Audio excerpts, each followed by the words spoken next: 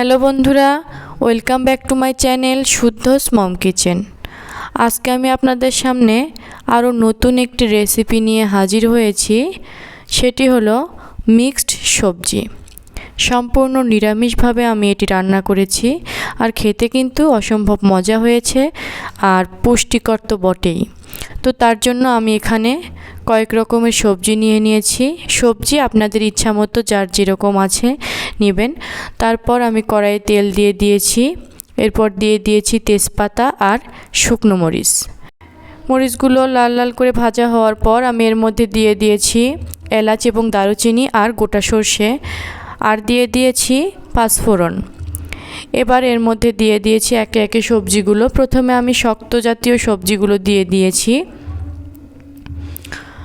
তারপর নেড়ে চেড়ে এর মধ্যে আমি বাকি সবজিগুলো দিয়ে দিয়েছি।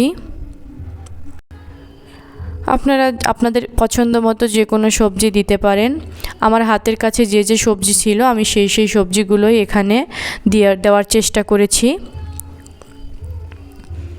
তো আমার সবজিগুলো দেওয়া হয়ে গেলে এর মধ্যে আমি দিয়ে দিয়েছি লবণ এবং হলুদের গুঁড়ো।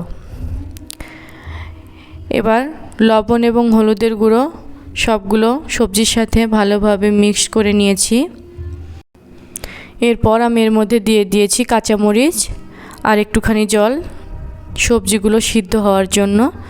তারপর আমি ঢেকে দিয়েছি। তো কিছুক্ষণ পর সবজিগুলো সিদ্ধ হয়ে গেছে, দেখুন।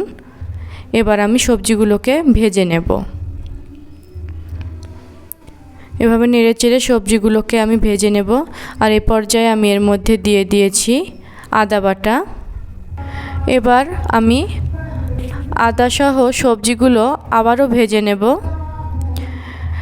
এখানে কিন্তু চুলার আঁচ মিডিয়াম রাখতে হবে, খুব বেশি রাখলে কড়াইয়ে পুড়ে লাগবে। তো এরকম অনবরত আমি নেড়ে নেড়ে সবজিগুলো খুব ভালোভাবে ভেজে নেব। এরপর আমি এর মধ্যে দিয়ে দিয়েছি ভাজা জিরের গুঁড়ো আর চিনি। এবার আরও কিছুক্ষণ আমি এভাবে নেড়ে চেড়ে ভেজে নেব।